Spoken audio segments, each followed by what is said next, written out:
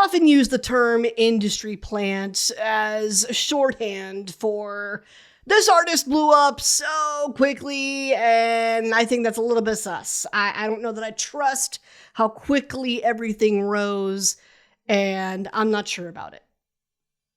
But does fast visibility alone, is that actual proof of artificial construction? Is that proof there's a puppeteer behind it all with their marionettes just going, okay, today we're going to do this?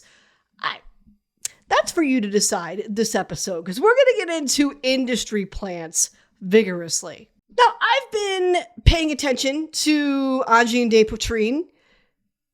My friends that are French Canadian, I hope I pronounced that correctly. I've been paying quite a bit of attention to them recently. The microtones, it's interesting. What they're doing is interesting. And I've also been paying attention to the lovely Castle Rat. Riley Pinkerton, please give us a hair tutorial. Let me start right there while I've got her attention, maybe. I don't know, with this episode. That's really what I want to say. But now Castle Rat's name is getting thrown into all of this, and this aggression just will not stand. I remember when Ice Spice had all the accusations of being an industry plant too. And I keep seeing these artists and their name placed next to the term industry plant. I had to start asking why are they getting this label?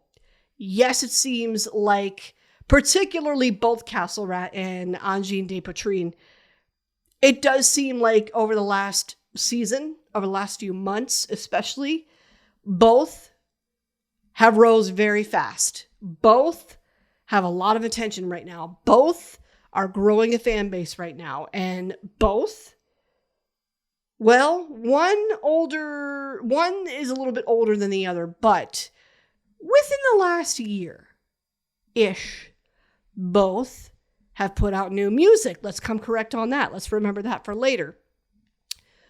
So, because I realize that, because they're still, both just released brand new albums, okay? And because of that, I have to ask, doesn't the attention garnered during those events, is that not a natural occurrence when that happens? Like somebody puts something new out and ta-da, the rest of the world wants to find out more about it. We're curious about it. We want to find out what's going on. So that's why, at least in those cases, in the case of Castle Rat and Angine de Poitrine, I'm calling bullshit on that. It does not make them industry plants to me. The fact that they seemingly overnight have a lot of attention onto them, you can't attribute that to absolutely nothing. There's new music involved here. There's new things to discuss about them here. So you can't really say that there's a whole puppeteer behind all of that if there's something to actually dissect and listen to and critique and talk about, which you would naturally do in these situations. I think we need to get clear about what an industry plant is and what an industry plant is not. So let's do that before we get too deep into this. Here's the definition that I'm going to work with. What we think an industry plant might be, let's start here, is somebody who appears to have emerged out of nowhere. Heavy playlisting, label support, press, maybe even some brand partnerships this early in their career. It's a narrative that feels suspiciously polished too soon. Audiences kind of assume hidden machinery is all of that, because how else could something function so efficiently, so quickly, right? And I am so glad that I caught the recent Castle Rat interview Full Metal Jackie did with Riley Pinkerton.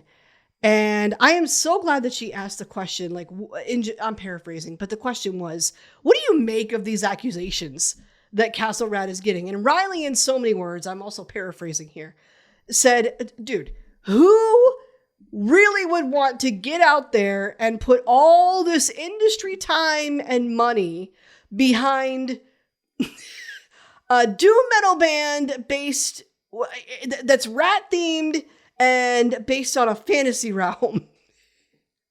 And there's a lot of lore involved and storytelling involved.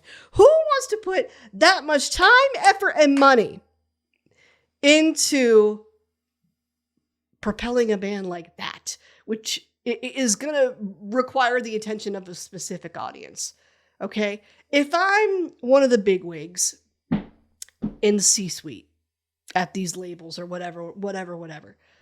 If I'm one of the bigwigs that are the decision makers as far as who gets pushed and how hard they're pushed, am I going to focus my attention on a rat-themed doom metal band that comes from a fantasy realm and has a whole story added to them? No. That is not going to be the quickest return on investment, if we're being honest. And this is not shade against Castle Rat. Clearly, I'm a Castle Rat fan. I love what they're doing. I did see them on the Amon Clock tour that just went everywhere with Death Clock, Amon Amartha, and Castle Rat. They are a lot of fun.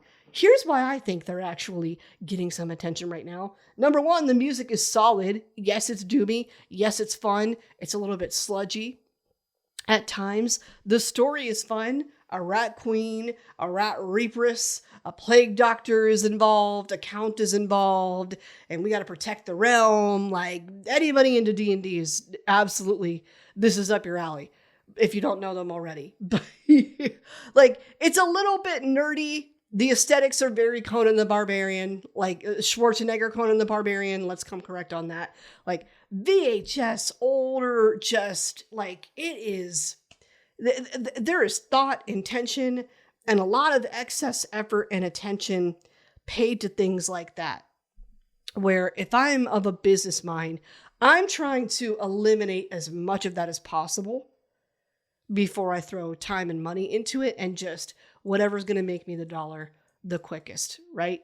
So Riley made a good point in her pushback to all the accusations of Castle Rat being an industry plant. You know why Castle Rat's successful right now? Here's why Castle Rat's successful right now. They're putting on fun live shows, and they're putting out good music, and they're doing something different in a world where everything does feel very polished, and everything does feel very curated and formulaic, and there seems to be a natural element of authenticity to anything different, purely because it's different anymore, because so much is the same. They're not a core band right now. Core is taking over. That is a choice in itself today, to not hop on that bandwagon. Okay, no shade to core bands. I love core bands, but I'm just saying, if you were going to do the mainstream thing, you wouldn't be doing what Castle Rat is doing right now. So they're finding a niche. They're finding people that love the aesthetic. They're finding people that love the story. They're finding people that love good doom music, doom metal. They're finding people that love a fun live show where swords are involved. Okay, it's not rocket science. It's just fun. It's fun. If you're into Renaissance fairs, you would have fun as well. And I'm saying this after watching a live show of theirs with my own eyes. This is why people are talking about them, why people think they're fun. They're doing something different in a world where everything feels very much the same. They are standing out right now. This is why they're rising quickly and why there's a lot of attention on them quickly. And I will say similar things for Angine de Poitrine, and I would have said the same thing for Ice Spice when all of that broke too. I remember she was getting dogged by industry plant accusations. And to that I say, I'm sorry, why? I think in her case, it was because, at the time, we're also seeing a slew of other female rappers doing similar things, and she just happened to be the youngest, newest one. So by the third or fourth or fifth time we're seeing this, now we're starting to say, oh, industry plant, purely because it's been done so many times before. Here's just your latest edition, right? It kind of gave that. But Ice proved herself with her lyrics, with her fun, just her soft, calm aura. And people who watch her interviews love that. They love the tone of her voice. That's what she's building her fan base on. And yeah, her music is fun music. Okay. I think she just caught up in a whole bit of she just happened to be, last one in line, right? In the middle of so many similar artists that we have been seeing time and time and time and time again. Because when one takes off, the business minds, C-suite, all the above, they're going to say, let's do the same thing over again. So do I understand in her case why the accusations came? Yes. But I don't believe she's an industry plant because she's still got a fan base today. And it's not just a flash in the pan situation. Ice Spice is still doing commercials. She's still branding. She's still doing her thing right now. An industry plant, I think they're just trying to make a buck as quickly as possible. So it's in, out, blah, blah, blah, blah, blah. Let's ride this for however long we can, as quickly as we can, so that we can on to the next. Ice Spice is proving some longevity here. So that's the part that makes me think, okay, this wasn't just an industry plant thing. We still care about her. We're still investing in her, literally and figuratively. So there's still something there. Angine de Poitrine. Why are they getting heat right now? Why are they getting the accusations right now? It's because musically, sonically, they're doing something different. And yes, aesthetically too. It's another situation where, we have a masked group. I think we have identified who the actual members of Angine de Poitrine are. I don't know their names. I haven't looked it up, but I'm pretty sure we do know who they are. It's not a sleep token situation. I'll put it that way. But regardless, they're putting on these fun costumes. There's a polka dot theme happening here. They're also doing something different in a world where everything does seem very formulaic, very similar, and there's just a sea of it right now. So anything that is the slightest bit different is going to catch some attention. But then people are also going to sit back and say, whoa, industry plant, because we don't trust how quickly this happened. The only way somebody could rise is if there's a puppeteer behind it all, right? No, not every instance. And let me be clear about this too. I'm not saying that industry plants don't exist. I'm sure they do. If they do, we'll never know about it. Not with any degree of documentation or certainty. But do I understand why people don't trust it and why they throw that word around at first, especially now when you see that everything is so curated? Yes. And then when you see the one outlier, you're like, whoa, the only explanation for this is that it has to be that. And it's like, no.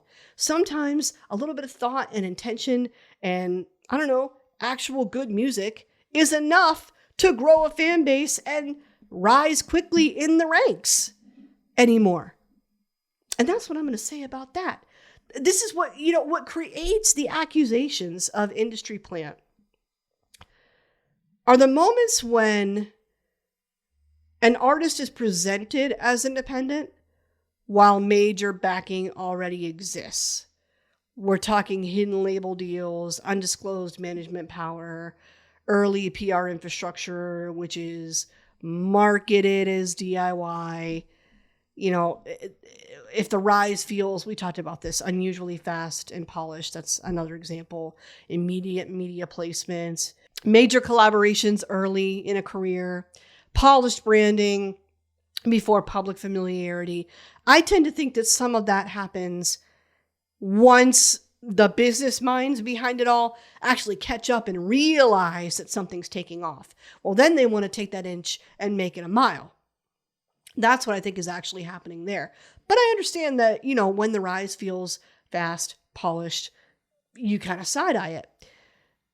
Another instance, I think, when you walk away with these accusations comes when the origin story feels strategically incomplete. The public story suggests overnight success, overnight discovery, when in reality, there's been some months or years put behind it. Overnight success stories, when you think about it, happen in every industry, not just music. And if we're being really real, the core of that is networking and relationship building, which is unavoidable and not preventable.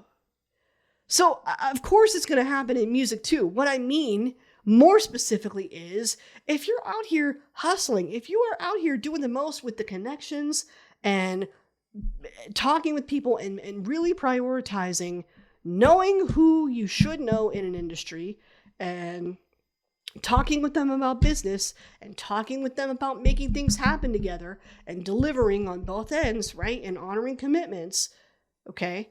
Well, then someone's more willing to do for you to help you, are they not?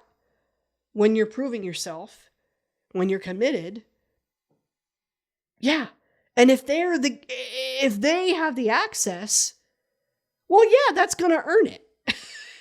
Okay? I like to call it a buddy system. It's who you know. Who's your buddy? Whoever your buddy is, you may or may not be able to use for access to something. And if somebody is really good at doing that, well, then yeah, it could lead to a quicker rise up the ranks. So this is what I think an industry plant actually is. I think an industry plant is an artist whose rise is carefully engineered behind the scenes, while the public is encouraged to believe that the success happened naturally. Like if that's the messaging, then it's sus. The key takeaway here is concealment.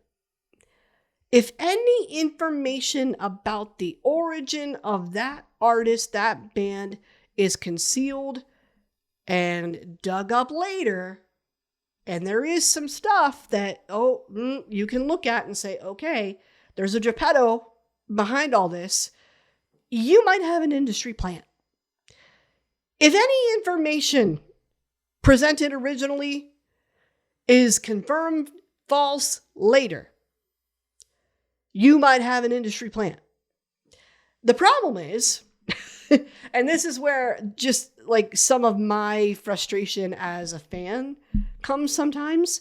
The problem is there is absolutely no way, unless there's a leak, unless someone's been doxxed or whatever, to confirm or deny if anything about that band or artist has actually been hidden. And we do know that different artists have different types of promotional and financial backing. That is going to impact the level of what we know, don't know, and how intense the branding and storytelling of it all gets. Some are Nepo babies, and that situation explains itself. There's no industry plant there. That's a nepotism thing. Some really did just get lucky. Some network really well, and they take off those ways. It happens. It's normal for all of those to happen. There is a number of reasons as to why someone's career blows up. Think about it this way. I'm going to use Sleep Token as an example here because, first off, it's a little more of a recent example, and they have also fallen under similar accusations. Sleep Token, when they went through the accusations of being industry plants, they got those accusations, but most of us don't even know the confirmed identities still to this day of who's actually in the band. So how can we check their history? How can we really confirm or deny that there is a Geppetto behind it all? How, in that instance, can we look at their financial backing, look at the origins of their promotion, all that stuff? For all we know, And honestly, this is my theory. I'm standing by this.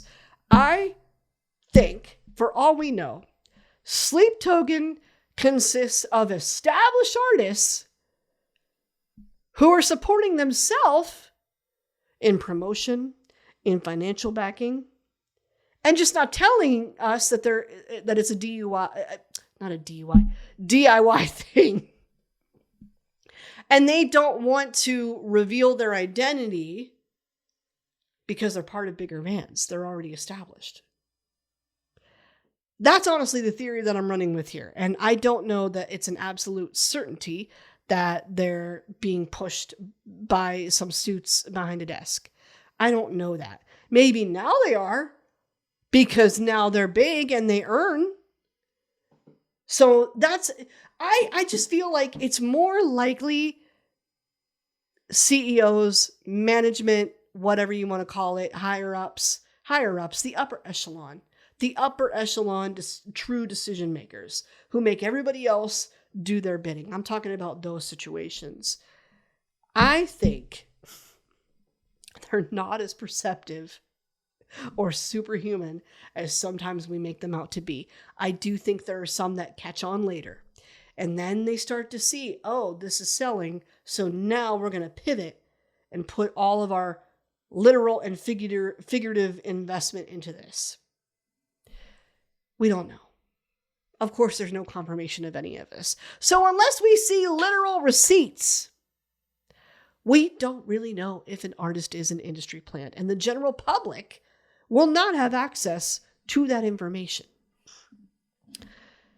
And this is what's going to lead me to my final thoughts here on the subject, because the topic itself is kind of it's kind of cliche and boring now to me to call somebody industry plant, because it's like, dude, it's so like this has happened so many times now. We've called so many people industry plants now. So many artists have gotten this label that are still around and still here today and still somehow have connected with a fan base that still fuels what they're doing today, years later. So